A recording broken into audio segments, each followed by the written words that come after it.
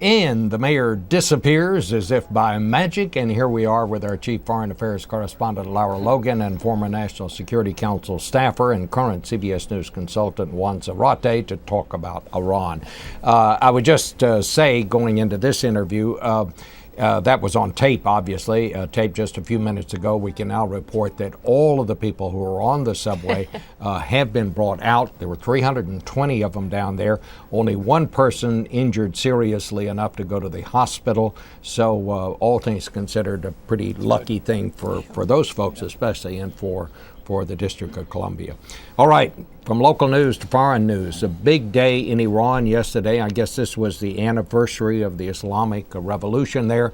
You had the president of Iran coming out and say, we are now a nuclear state. What does that mean, Lara, to the people in our country, the United States of America? Do we now have a nuclear power out there? You know, if you break down exactly what the president says, it's not quite that Iran is a nuclear state.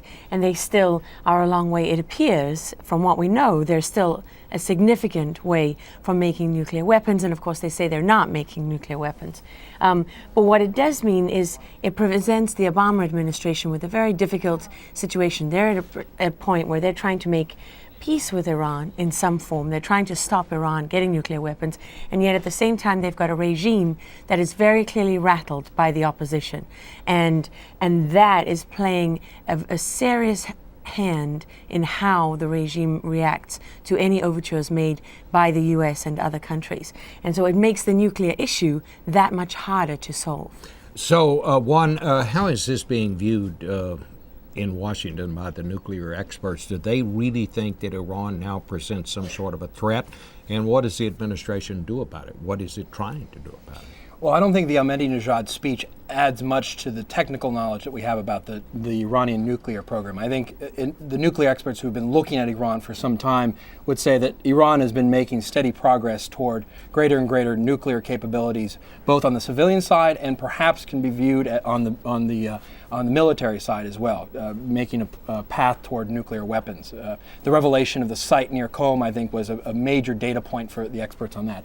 I think what Lara mentions is right, though. I think this presents a broader question about what the regime in Iran is really intending, because the attempts by the Obama administration to do the outreach, to slow the progress, to offer a deal, to exchange some of the highly enriched uranium, and to have that deal be the centerpiece of a negotiated settlement, has really not worked out. And so the question is, what next?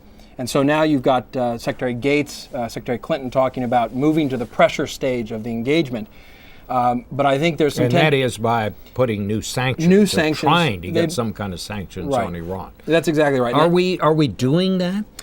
We have been. We have been over the past few years, and I think people need to recognize that. We've had 3 UN resolutions tied to Iran.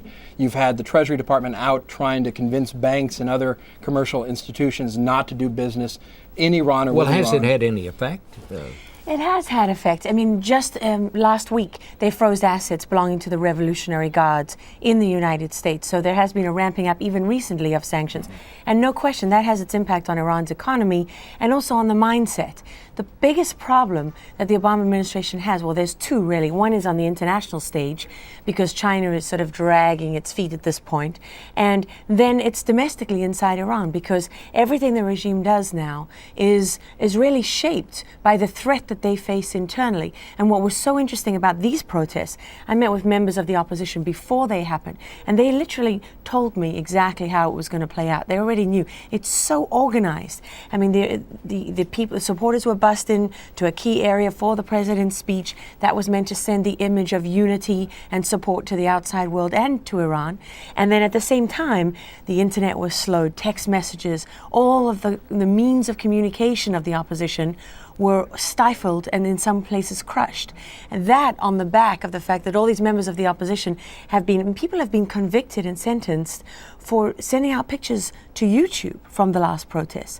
I mean, they say you can't crush an idea, but you really could say that the Iranians are the masters of trying. If I'm just sitting here reading the newspaper, should I be more afraid of the threat that Iran poses today than, say, it did a year ago, Juan?